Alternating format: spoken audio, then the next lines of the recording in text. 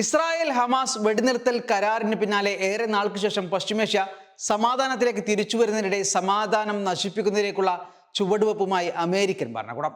ഒരു വേള ബൈഡൻ ഭരണകൂടം തടഞ്ഞുവെച്ച മാരക ബോംബുകൾ ഇസ്രായേലിന് നൽകാൻ തീരുമാനമെടുത്തിരിക്കുകയാണ് US പ്രസിഡന്റ് ഡൊണാൾഡ് ട്രംപ്. കൂട്ടക്കൊല ഭയന്ന് ജോ ബൈഡൻ ഭരണകൂടം തടഞ്ഞുവെച്ച ആയുധങ്ങളാണ് ഇതോടെ സയനിസ്റ്റുകൾക്ക് ലഭിക്കാൻ പോകുന്നത്. 2000 പൗണ്ട് ബോംബുകൾ നൽകാൻ ഡൊണാൾഡ് ട്രംപ് ഉത്തരവിട്ടതായി അന്താരാഷ്ട്ര മാധ്യമങ്ങൾ റിപ്പോർട്ട് ചെയ്യുന്നു. ബോംബുകൾ നൽകുന്നതിന് മുൻ പ്രസിഡന്റ് ജോ ബൈഡൻ ഏർപ്പെടുത്തിയ നിയന്ത്രണം പിൻവലിക്കാൻ ട്രംപ് സൈന്യത്തിന് നിർദ്ദേശം നൽകി. വൈറ്റ് ഹൗസ് വൃത്തങ്ങൾ ഇക്കാര്യങ്ങൾ വാർത്താ ഏജൻസികളോട് സ്ഥിരീകരിച്ചിട്ടുണ്ട്. പലസ്തീനിൽ ഇസ്രായേൽ നടത്തിവന്ന കൂട്ടക്കൊലയിൽ ആശങ്ക രേഖപ്പെടുത്തിയാണ് ബൈഡൻ ഭരണകൂടം ബോംബ് വിതരണം തടഞ്ഞത്. ഇതിന്റെ പേരിൽ തെരഞ്ഞെടുപ്പ് പ്രചരണത്തിനിടെ ട്രംപ് ബൈഡൻ ഭരണകൂടത്തെ രൂക്ഷമായി വിമർശിച്ചിരുന്നു. അധികാരത്തിലെത്തിയാൽ ഇസ്രായേലിന് എല്ലാത്തരം സഹായങ്ങളും നൽകുമെന്നും ട്രംപ് നേരത്തെ പ്രഖ്യാപിച്ചിരുന്നു. ഇതുപ്രകാരം ബൈഡൻ തടഞ്ഞുവെച്ച മാരക ബോംബുകൾ വിതരണം ചെയ്യാൻ ട്രംപ് ഇപ്പോൾ ഉത്തരവിടുകയായിരുന്നു. ഇസ്രായേൽ ഓർഡർ നൽകിയതും അതിനുവേണ്ടി പണം നൽകിയതും എന്നാൽ ബൈഡൻ തടഞ്ഞതുമായ നിരവധി കാര്യങ്ങൾ തനിക്ക് ചെയ്യാനുണ്ടെന്ന് ട്രംപ് പറഞ്ഞിരുന്നു. വെടിനിർത്തൽ നിലവിൽ വരികയും ബന്ദികളുടെ കൈമാറ്റം നടന്നു വരികയും ചെയ്തതോടെ ഒരാഴ്ചയായി പലസ്തീൻ ശാന്തമാണ്. ഈ ശാന്തതയിലേക്കാണ് ട്രംപ് കനൽ കോരിയിടുന്നത്. നേരത്തെ ട്രംപ് ഭരണം തുടങ്ങിയതോടെ രാജ്യം ഇതുവരെ മറ്റു ലോകരാജ്യങ്ങൾക്ക് നൽകി പോന്നിരുന്ന എല്ലാ വിദേശ സഹായങ്ങളും US നിർത്തിവെച്ചിരുന്നു.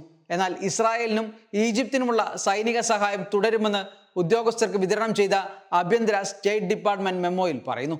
റഷ്യൻ അധിനിവേശത്തെ ചെറുക്കാൻ ഉക്രൈന് നൽകി വന്ന ശതകോടി സൈനിക സാമ്പത്തിക സഹായങ്ങളും നിർത്തലാക്കിയതിൽ ഉൾപ്പെടുന്നു. ഇസ്രായേലിനും ഈജിപ്തിനുമുള്ള സൈനിക സഹായങ്ങൾ മരവിപ്പിക്കാൻ സാധിക്കില്ലെന്ന് മെമ്മോ വ്യക്തമാക്കുന്നു.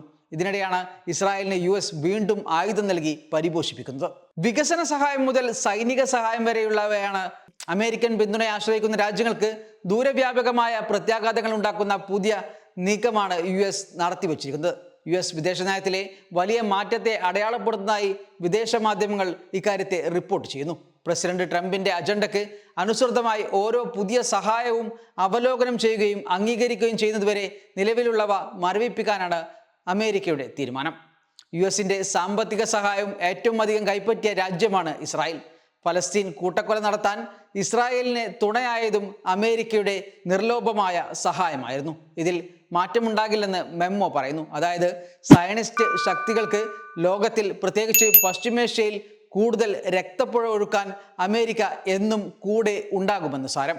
നിലവിലെ വെടിനിർത്തൽ ഇസ്രായേൽ ഇപ്പോൾ ലംഘിക്കുമെന്ന് ഇനി കണ്ടറിയണം.